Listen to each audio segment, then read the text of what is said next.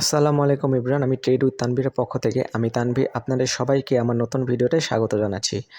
আমি আজকে আপনাদেরকে পেপার অ্যান্ড প্রিন্টিংয়ে একটি শেয়ার নিয়ে আলোচনা করব। শেয়ারটির নাম হচ্ছে মনোস্পুল।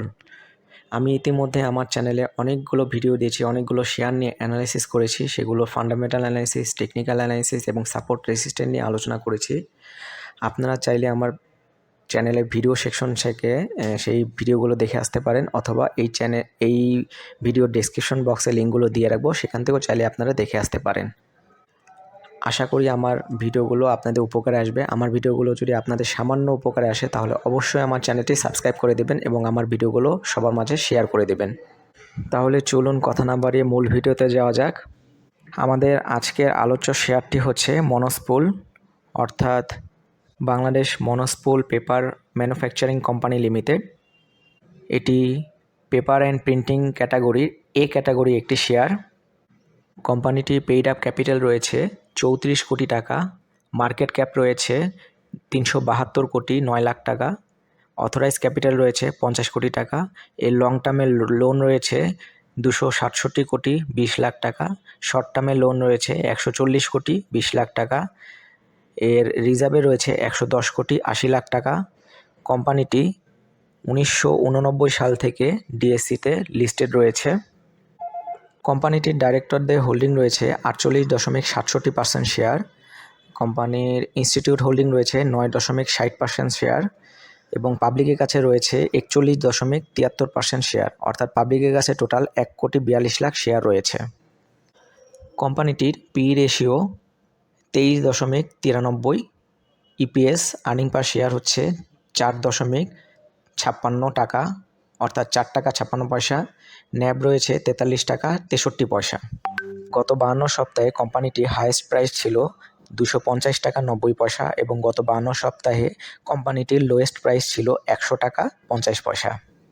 এই গেল কোম্পানিটির ফান্ডামেন্টাল বিষয়গুলো। এখন চলুন আমরা এই কোম্পানিটির টেকনিক্যাল চার্টের দিকে যাই। এটি হচ্ছে কোম্পানিটির টেকনিক্যাল চার্ট। আপনারা চাইলে এটি একটি স্ক্রিনশট দিয়ে রাখতে পারেন, আপনাদের সারাজীবন কাজে লাগতে পারে। কারণ কোম্পানিটি প্রতিষ্ঠা হওয়ার পর থেকে এখানে সকল সাপোর্ট এবং রেসিস্ট্যান্টগুলো সুন্দরভাবে দাগানো রয়েছে। আপনারা চাইলে এটি একটি স্ক্রিনশট দিয়ে রাখতে পারেন, তাহলে আপনাদের উপকারে আসবে। যারা এই কোম্পানিতে ইনভেস্ট করেছেন অথবা ভবিষ্যতে ইনভেস্ট করবেন বলে চিন্তাভাবনা করছেন, তাদের সকলেরই এই চার্টের স্ক্রিনশটটি কাজে লাগতে পারে। যাই হোক, এখন এখান থেকে চার্ট থেকে দেখা যাচ্ছে যে কোম্পানিটির সর্বশেষ যেই সাপোর্টটি রয়েছে সেটি হচ্ছে 100 টাকা 50 পয়সা থেকে 108 টাকা 30 পয়সা লেভেলের রেঞ্জের মধ্যে একটি সাপোর্ট রয়েছে। তো একটু আগেই আমরা দেখলাম যে কোম্পানিটির সর্বশেষ যেই প্রাইসটি ছিল সেটি ছিল হচ্ছে 100 টাকা 50 পয়সা। সো এই 100 টাকা 50 পয়সার নিচে কোম্পানিটির প্রাইস যাওয়ার সম্ভাবনা খুবই কম, না যাওয়ার সম্ভাবনাই বেশি।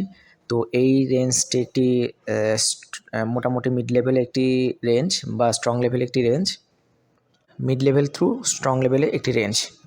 তো এখানে বলে রাখা ভালো যে আপনার প্রাইস লেভেল যেখানেই থাকুক না কেন, তার নিচের সকল দাগানো অংশগুলো হবে সাপোর্ট জোন এবং যে প্রাইস লেভেল যেখানে রয়েছে তার উপরের সবগুলো দাগানো অংশই হবে রেসিস্ট্যান্ট জোন। অর্থাৎ প্রাইস লেভেলের নিচে সব দাগানো অংশগুলো সাপোর্ট জোন এবং প্রাইস লেভেলের যেখানে রয়েছে সেখান থেকে উপরের দাগানো সবগুলো অংশই হবে রেসিস্ট্যান্ট জোন। সেই হিসেবে চার্টটি দেখে আপনারা ট্রানজ্যাকশন করতে পারেন।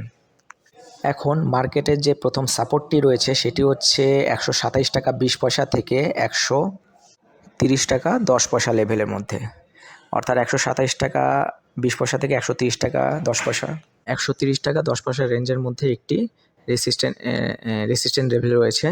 সো যেহেতু এখন প্রাইস লেভেল যেই লেভেল রয়েছে, সো এটি হচ্ছে এখন বর্তমানে প্রাইস লেভেলের একটি রেসিস্ট্যান্ট জোন। এটি মোটামুটি স্ট্রং লেভেলের একটা রেসিস্ট্যান্ট জোন।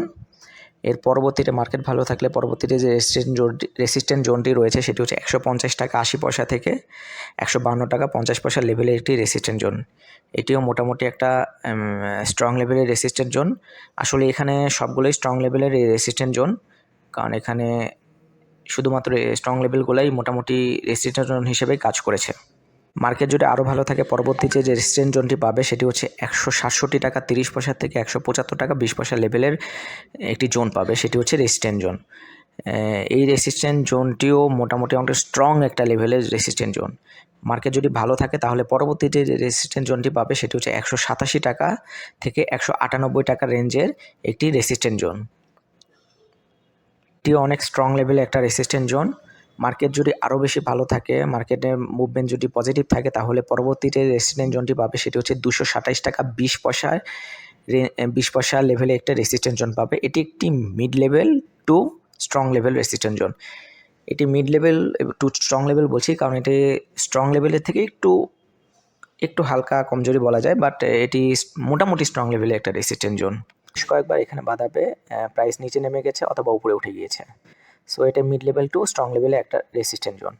তা মার্কেট যদি আরও ভালো থাকে তাহলে পরবর্তী যে রেসিস্ট্যান্ট জোনটি পাবে সেটি হচ্ছে 244 টাকা 60 পয়সা থেকে 249 টাকা 90 পয়সা লেভেলের একটি রেসিস্ট্যান্ট জোন, এবং এটিও একটা রেসিস্ট্যান্ট জোন। সো এই 244 টাকা 60 পয়সা থেকে 249 টাকা 90 পয়সা লেভেলের রেসিস্ট্যান্ট জোনটি একটি স্ট্রং লেভেলের একটা রেসিস্ট্যান্ট জোন। এরপরে মার্কেট যদি খুব বেশি ভালো থাকে তাহলে একটা ছোটোখাটো একটা মোটামুটি ভালো লেভেলে একটা গ্যাপ দিবে।